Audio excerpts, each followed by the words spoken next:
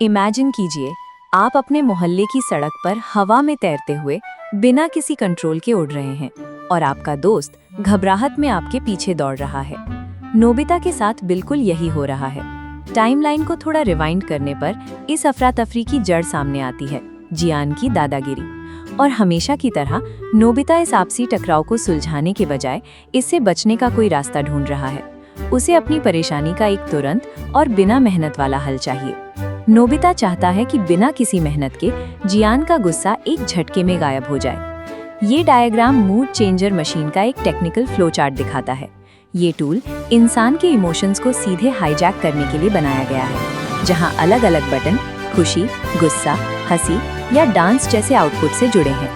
Theory के हिसाब से ये गैजेट इंसान के नेचुरल मूड को ओवरराइड कर देता है। सामने वाला असल में कैसा महसूस कर रहा है, ये मशीन उस सिग्नल को ब्लॉक करके अपना आर्टिफिशियल इमोशन वहां प्लांट कर देती है।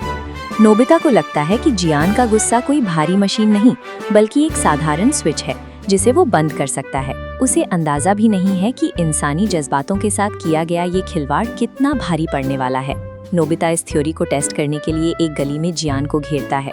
उसका प्लान बिल्कुल क्लियर है, मशीन से एक सटीक कमांड फायर करना और जियान के गुस्से को कंट्रोल करना। लेकिन तभी सुनियो बीच में आ कूदता है। एक अजीब सी धक्का मुक्की होती है और छीना झपटी में कई बटन्स एक साथ दब जाते हैं। उसे एक झटके से गैजेट का कैलिब्रेशन टूट गया है और उसका असर एक छोटे पॉइंट से निकलकर पूरे इलाके में बिजली की तरह फैलने लगा है। मोहल्ले का हर कोना अब इसकी चपेट में है।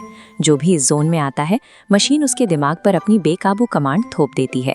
जियान का गुस्सा अब एक पागलों वाले डांस में बदल चुका है। वो चाहकर भी अपने पैर नहीं रोक पा रहा है, क्योंकि मशीन ने उसके शरीर का कंट्रोल छीन लिया है।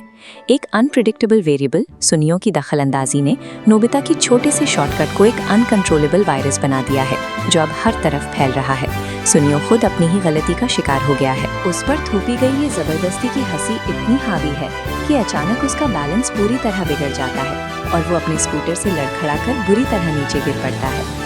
नोबिता की माँ, जो उसे डांटने के लिए पीछे दौड़ रही थी, अब चाहकर भी गुस्सा नहीं कर पा रही हैं। मशीन के सिग्नल उन्हें बेकाबू होकर हंसने पर मजबूर कर रहे हैं।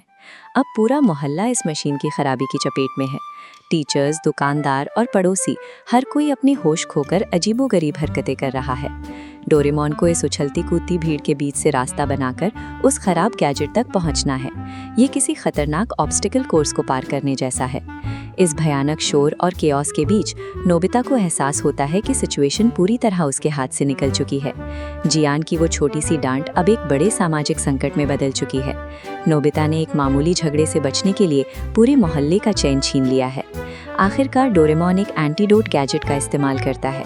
उससे निकलने वाली ये नीली, शांति देने वाली लहर मोहल्ले के ऊपर से गुजरती है और सारा असर खत्म कर देती है। जैसे ही लोगों के दिमाग से वो आर्टिफिशियल कमांड्स हटती हैं, हर कोई थकान के मारे वहीं ढेर हो जाता है। मशीन के जबरन थोपे गए इमोशंस ने उन्हें पूरी तरह निढाल कर दिया है। इसी बीच शिजुका भी वहां पहुंच जाती है। वो किसी मशीन का इस्तेमाल नहीं करती, बल्कि शांति से सबकी बात सुनना शुरू करती है। बिना किसी दबाव के सब लोग आखिरकार बैठकर उस असल मुद्दे पर बात करते हैं जिससे ये सब शुरू हुआ था। इस बार कोई शॉर्टकट नहीं, बस एक सच्ची और सीधी बातचीत होती है। जब वे सब अब हंस रहे हैं, तो ये हंसी मशीन से नहीं, बल्कि आपस की सुलह से आई है। ये आवाज़ मोहल्ले के उस पुराने कियोस्क से कहीं ज़्यादा सुकून देने वाली है। जादुई बटन शायद काम को आसान बना सकते हैं, लेकिन वे रिश्तों की उलझनों को नहीं सुलझा सकते। एक मजबूत बैलेंस के लिए किसी गैजेट की नहीं, बल्कि आपसी समझ और सच्ची दोस्ती की ही ज़रूरत होती है।